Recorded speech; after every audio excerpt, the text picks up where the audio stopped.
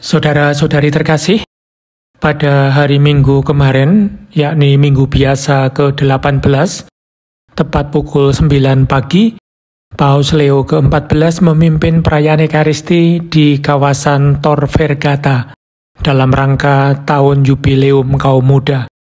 Berikut ini saya bagikan homili beliau.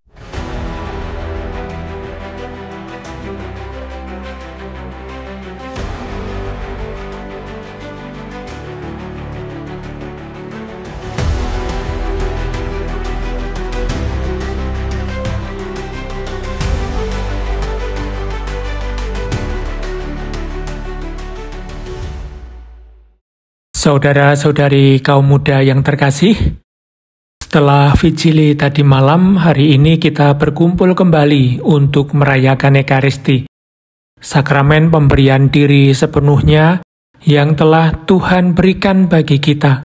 Kita dapat membayangkan bahwa pengalaman ini serupa dengan pengalaman para murid menuju Emmaus pada malam Paskah. Awalnya mereka menjauh dari Yerusalem dengan perasaan takut dan kecewa. Mereka pergi dengan keyakinan bahwa setelah kematian Yesus, tidak ada lagi yang bisa diharapkan. Harapan tersebut telah lenyap. Namun justru di saat itulah mereka bertemu dengan Dia. Mereka menyambutnya sebagai teman seperjalanan, mendengarkannya saat Ia menjelaskan kitab suci, dan akhirnya mengenalinya saat Ia memecahkan roti. Saat itulah mata mereka terbuka, dan kabar sukacita Paskah mendapat tempat di dalam hati mereka. Liturgi hari ini memang tidak secara langsung berbicara tentang peristiwa itu, namun membantu kita merenungkan makna yang terkandung di dalamnya, yakni perjumpaan dengan Kristus yang bangkit mengubah hidup kita, menerangi kasih, hasrat, dan pikiran kita. Bacaan pertama yang diambil dari kitab Pengkhotbah mengajak kita, sebagaimana kedua murid tadi, untuk bersentuhan dengan pengalaman keterbatasan kita, kefanaan bahwa segala sesuatu akan berlalu, akan lenyap. Dan dalam Mazmur tanggapan digambarkan sebagai rumput yang tumbuh, di pagi hari berbunga dan bertunas, pada malam hari dipotong dan layu. Ini merupakan dua peringatan keras. Mungkin sedikit mengejutkan, tetapi seharusnya tidak membuat kita takut. Seolah-olah ini adalah topik tabu yang harus dihindari. Kerapuhan yang mereka bicarakan sesungguhnya adalah bagian dari keindahan diri kita. Mari kita renungkan gambaran tentang rumput. Bukankah padang rumput yang bermekaran itu indah? Memang ia rapuh, terdiri dari batang-batang halus yang mudah layu, patah dan roboh, namun sekaligus dengan cepat digantikan oleh tunas-tunas baru, dan yang pertama dengan murah hati menjadi pupuk bagi yang berikutnya melalui kehancuran mereka di tanah. Demikianlah cara ladang menghidupi dinamikanya, selalu diperbaharui, dan bahkan selama bulan-bulan musim dingin yang membekukan, ketika segalanya tampak diam, energinya tetap berdenyut di bawah tanah dan siap meledak di musim semi menjadi ribuan warna. Sahabat-sahabat terkasih, demikian juga kita diciptakan untuk menjadi seperti itu, bukan untuk hidup yang stagnan dan dapat ditebak, melainkan untuk kehidupan yang terus-menerus diperbarui melalui pemberian diri dan kasih. Maka kita pun senantiasa mendambakan sesuatu yang lebih, yang tak dapat diberikan oleh ciptaan manapun. Kita merasakan dahaga yang luar biasa, yang tak satu pun minuman di dunia ini bisa memuaskannya. Menghadapi itu, janganlah menipu hati kita dengan mencoba memadamkannya melalui pengganti yang sia-sia. Dengarkanlah dahaga itu. Jadikanlah ia sebagai bangku kecil, tempat kita berpijak untuk mengintip seperti anak kecil ke jendela perjumpaan dengan Tuhan. Di sana kita akan menemukan Dia yang sedang menunggu kita, bahkan mengetuk jendela jiwa kita dengan lembut. dan sungguh indah, bahkan di usia 20-an, untuk membuka hati selebar-lebarnya baginya, membiarkan dia masuk, lalu bersamanya melangkah menuju cakrawala kekal yang tak terbatas. Santo Agustinus berbicara tentang pencariannya yang mendalam akan Tuhan, bertanya, "Lalu apa yang menjadi objek pengharapan kita?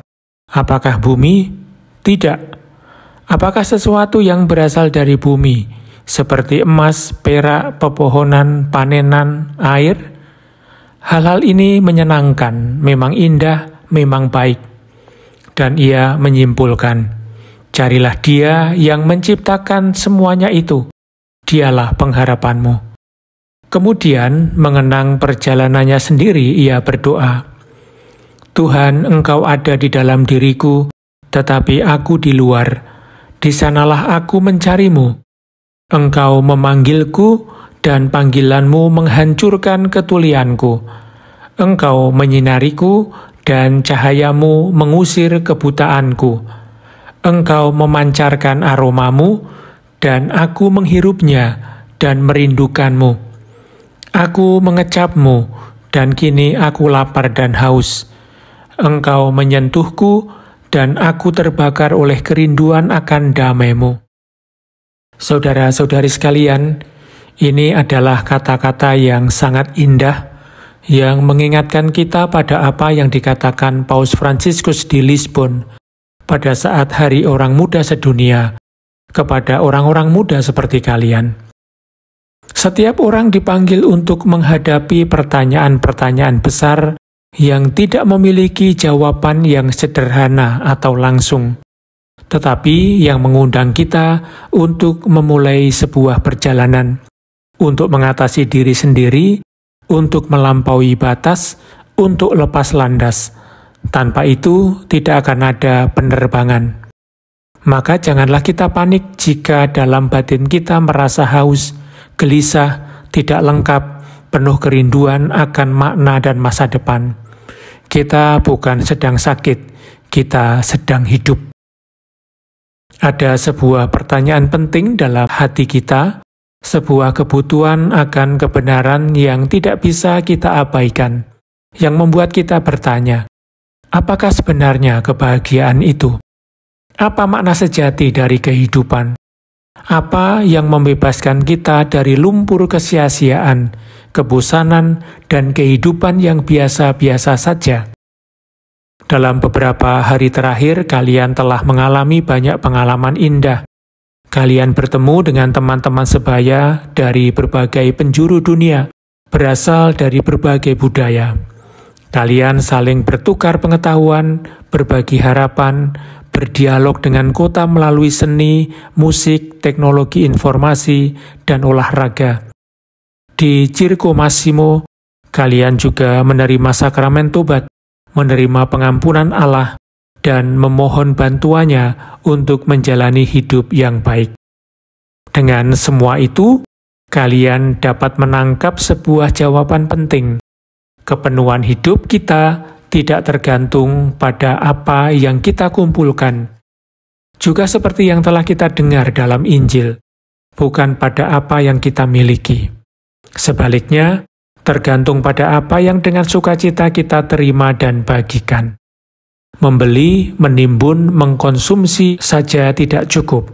Kita perlu mengangkat pandangan kita, memandang ke atas, kepada hal-hal yang di atas, untuk menyadari bahwa segala sesuatu memiliki makna di tengah realitas dunia ini.